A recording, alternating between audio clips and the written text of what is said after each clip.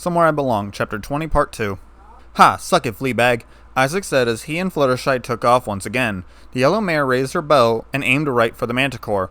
The mare pulled the bowstring, and a light yellow arrow made of light formed as she released the string. The arrow hit dead center in the manticore's head, and the beast fell forward. The human stopped running and looked at the mare in shock. Wow, nice shot. Thanks. As Isaac hesitantly approached the beast, he saw that it was still breathing. It's still alive? Yeah, I hit it with a sleep spell. I thought only unicorns could use magic, he said in confusion. Well, yes, but I have an element of harmony, so the mare was cut off as the beast let out a grunt and continued to sleep. Let's have this conversation somewhere else. Good idea. Just give me a second. The man whipped out his phone and got a snapshot of the large beast. Okay, let's go check on the others, he said as the two made their way back towards the camp. Dash was avoiding the manticore's swipes left and right as she started to cut the beast across its chest. The beast roared in anger as he tried to stab the cyan mare with its poison-tipped tail. Rainbow brought her blades up in a defensive formation and guarded against the large beast. The mare then lashed out. She spun her athletic body in a complete circle, slicing the manticore's chest area. Applejack regained her footing and swung her axe at the large beast. The mare's orange blade connected with the manticore's fur, and she saw crimson blood seeping from the wound. The beast let out a cry of pain as the sharp bit of metal made its way into its chest. The manticore fell back, and its eyes rolled over. One down, Applejack yelled. The cyan mare slashed both her daggers in an X shape across one of the beast's chests, causing the beast to collapse. Same, she yelled as Twilight fired a massive purple salvo of bolts at one of the monsters, which caused it to collapse. All clear. Pinky finished off the last one and rested against her hammer. Okie dokie, Loki, Pinky said with a salute. The four mares caught their breath and gave each other a nod. Think Fluttershy and Isaac are okay? Why don't you ask 'em?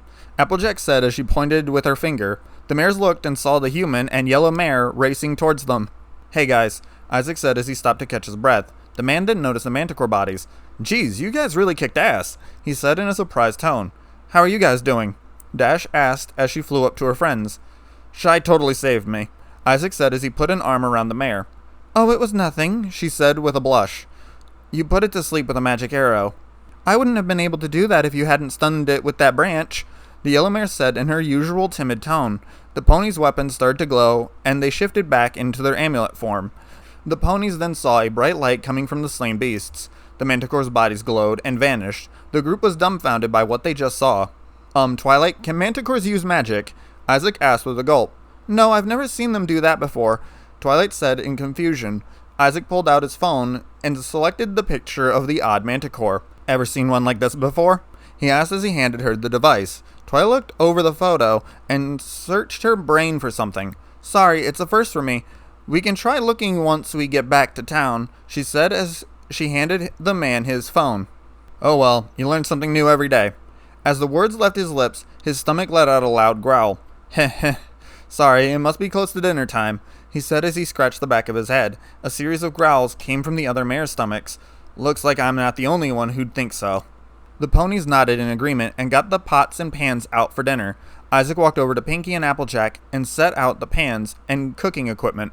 The man helped them chop up the mushrooms and prepare the stew. Dash took her usual spot in a tree branch and rested her head on her hands. The mare looked down and spied the small box she had taken out from the man's bag while she was searching for his journal. She hopped down from the branch she had perched herself on and walked over to the box. She picked it up with her hands and shook it. Hey Isaac, what's this thing? She asked as she held up the box. What thing? He said as he lifted the spoon out of the soup and tasted it. This small black box with a combo lock. The man's eyes shrank and he spit out the spoonful of soup in surprise. You okay? Isaac walked over to the box and inspected it. How the hell did this thing get in my bag? He said as he scratched his chin. I swore I left it in the war room. War room? Twilight asked as she perked up. I'll show you when we get back. So what is that thing? Dash asked. I don't want to. Don't give us that. You said you'd start telling us things about yourself, Twilight said as she teleported in front of the two. So start talking. Twilight's violet eyes started boring holes through the man. Fine, just don't say I didn't warn you, he said as he put in the combination. The mares heard a metallic click noise, and the man lifted the lid open. The mares all cocked their heads in confusion as the man brought out the odd object. It was made mostly of a shiny metal that was melted into the shape of a barrel with an odd cylinder near a rubber hand grip. There was an odd-shaped piece of metal sticking out near the top of the grip. "So what is it?" Twilight asked. "This is a 44 Magnum Anaconda 2, one of the most powerful handguns from my world," the man said as he lifted it up. "Handgun?" Pinky asked in confusion. "It's a gun that fits in your hand." "Gun?" Twilight asked. Isaac face-palmed and looked at Applejack. "Do we have any spare cans left over?" "Yep.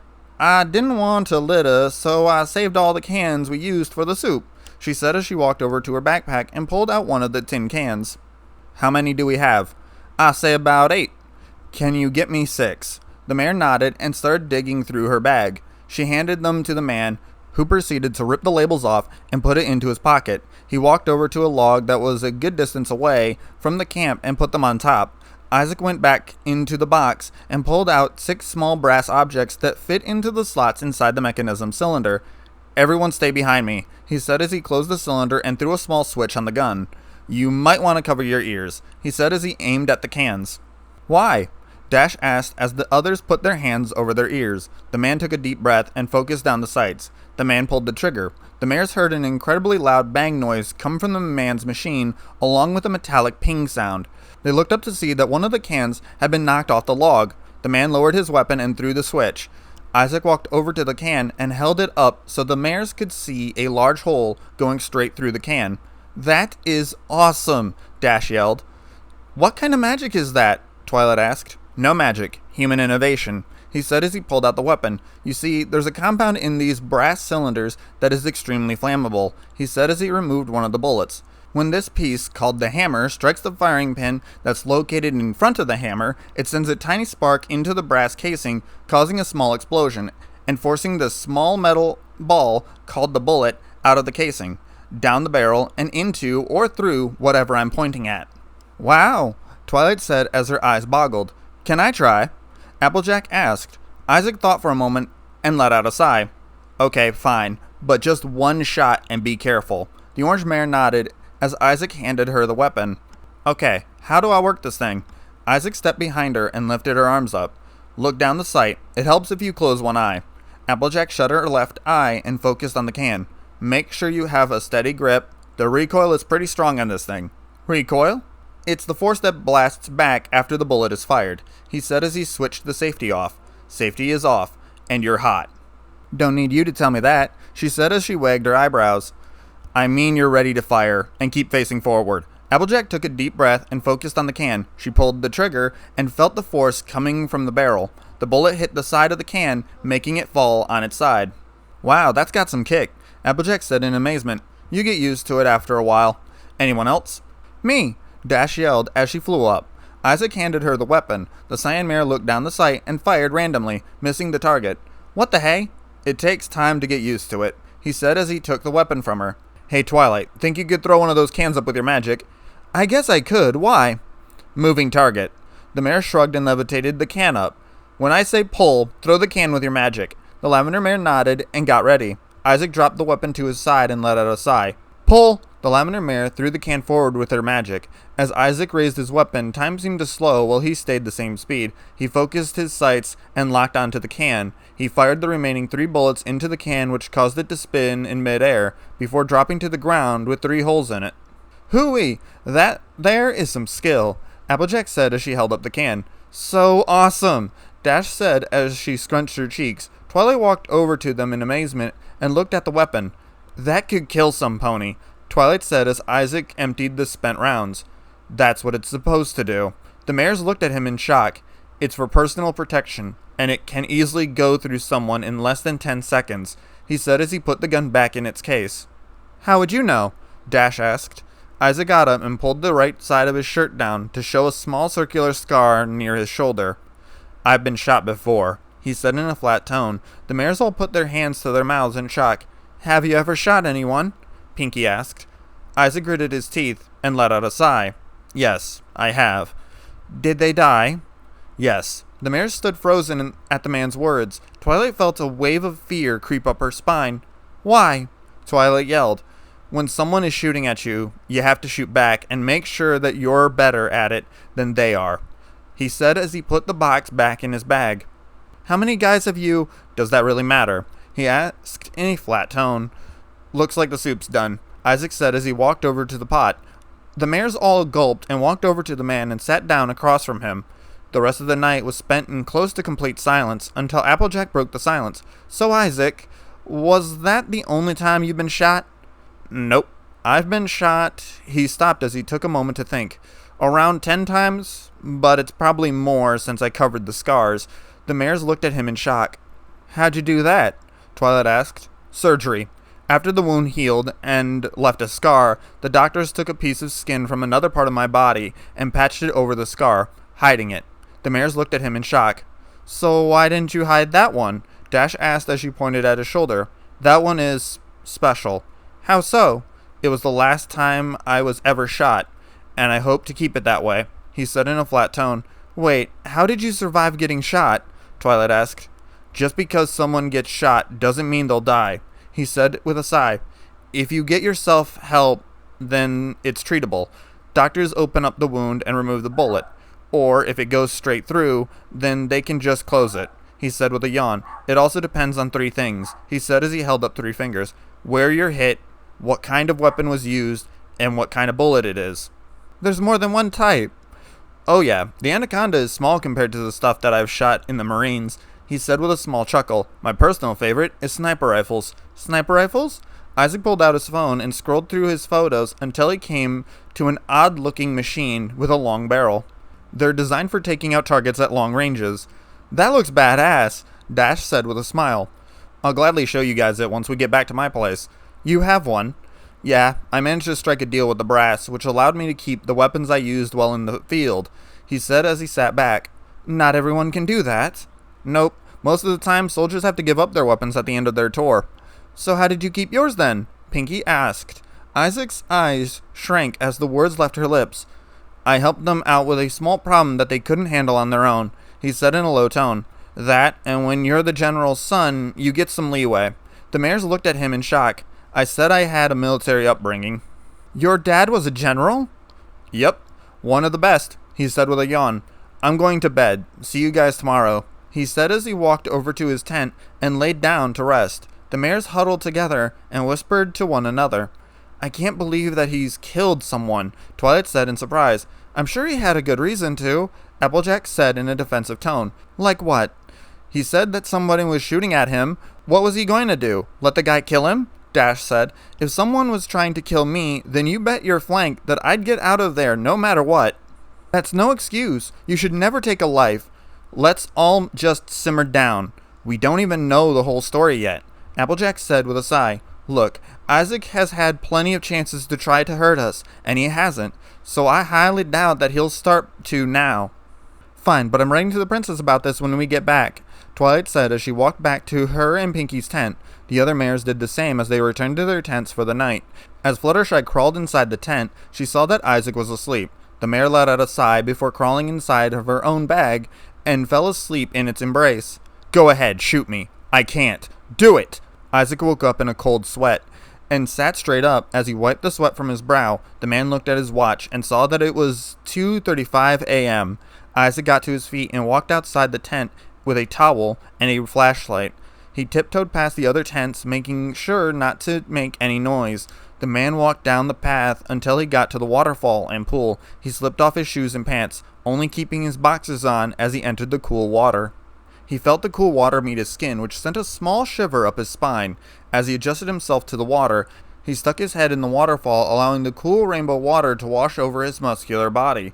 The man heard a small splash and spun around to see Fluttershy on the edge of the pool. Oh, am I disturbing you? Not really. Mind telling me what you're doing out here? He asked as he walked over to her. Well, I saw you leave the tent, so I followed you to make sure that you were all right, she said as she stepped into the rainbow-colored water. I'm fine. I just needed the cold water to clear my head, and the fact that I smelled like a pig, he said with a faint laugh. Isaac sat down on the shore edge, so his lower body was submerged in the water. He tilted his head up and looked up at the stars. Beautiful night. Yeah, it sure is, the yellow mare said as she laid down next to him. She felt a small shiver run up her spine as she sat down and rested her head on his shoulder. Isaac felt something lightly poking at his arm. He tilted his head to see that the yellow mare's nipples were tightly pressing against her light green shirt. Fluttershy's face went bright red as she looked up at the man who smiled at her. She gazed into his crystal blue eyes and drew closer. The two locked lips and embraced one another. After 3 minutes of the act, Fluttershy broke the kiss and repositioned herself so that she was sitting on top of Isaac, facing him. The mare carefully removed her dark green short shorts and light green shirt. The man's eyes widened as her yellow breasts stood at attention from the cold and arousal. Isaac felt himself becoming hard, even in the 60-degree water, as the mare brought him into another kiss. As they broke, Isaac looked at the mare and gulped. Shy, we don't have to do this if you don't want. He was cut off as the yellow mare put a soft finger on his lips. I do want to, and I want this, she said as she reached down and pulled the man's boxers down, revealing his shaft. Just be gentle, she said with a gulp. Isaac nodded and slowly slid himself inside the mare. A low-pitched moan came from the mare, and a tear formed in her eye. Are you okay? Want me to stop? I'll be all right. I just need to get used to it, she said as she slid down more on the man's cock. Fluttershy lifted herself up and moaned as she slowly slid down again. Isaac felt the mare's tight walls envelop his shaft as the mare continued the motion. Isaac saw that her breasts were bouncing freely with each thrust. The human grabbed the two soft breasts and gently rolled them, which caused a loud moan of pleasure to escape the mare's mouth. Oh yes, like that. Isaac continued the motion and started to suck on the right nipple. Fluttershy gasped at the action and started to quicken her thrusts. Isaac matched her and quickened his hand motions. He used his right hand to reach around her back and stroke her wing. Fluttershy was lost in pleasure as she felt herself coming to her climax. The mare seemed to double her pace, and her moans became louder. The human felt the mare's walls clench around his shaft as she continued to move up and down his rod. Isaac, Me too. The man gave one last thrust before the pressure he felt building in him was finally released. The mare arched her back and her eyes rolled back as she felt her juices release and the man's fluids shoot into her body. The two let out a moan of pleasure before their muscles relaxed and the mare slumped on top of the man. Isaac panted heavily as the mare slid herself off of the man and rested her head against his chest. That was wonderful, Isaac, she said as she kissed his neck. You were amazing, he said with a pant. The two stayed there for a few minutes longer, just holding one another. The man got to his feet and dried off before getting his clothes on. We should probably head up. Wouldn't want the others finding us like this come morning. Good idea, the mare said as she put her pajamas back on her body. The two walked back up to their tent and crawled inside. The man slipped inside his sleeping bag and moved over to make room for the butter yellow mare. Fluttershy kissed him on the cheek and wrapped her arms around the man as she used his chest as a pillow. 2 hours earlier, Skull looked over the manticore's bodies and let out a sigh. What a waste, he said as he snapped his fingers and the bodies turned into piles of ash. The human seems to be the weakest out of the others. Killing him should be a cinch. The creature understood the weight of killing. He deserves a fair chance. Nobility is overrated. No, everything deserves a fair chance. I just need to separate him from the mares. The barrier? If we're able to trap him, then yes. The stallion's horn glowed and 4 copies of himself appeared. We'll get everything ready then, one of the clones said before vanishing in a flash of red light. The original took one of the clones aside and handed him a letter. Deliver that to the residents of the Lavender Mare. She has some sort of assistant there, who should be able to send it to them. The clone nodded and vanished with a snap of its fingers. Tomorrow we'll see whether this human is either prey or hunter, the stallion thought as he laid down to rest. The clone appeared just outside the small town and made his way towards the library. The clone's horn glowed and his dark attire shifted into a male pony uniform. His coat shifted from jet black to a light tan color and his mane turned brown. The clone walked up to the door and gave a hard knock. Mail call, the clone shouted out. The door opened to reveal a purple dragon wearing a light blue apron. Can I help you? Letter for you, sir, he said as he handed him the letter. This late? It was marked urgent by the princess. The false messenger lied. Why didn't she just send it to me via magic? I just deliver the message, pal, he said with a shrug. Spike pulled out 2 bits and paid the stallion before closing the door. The clone grinned and vanished in a flash of light.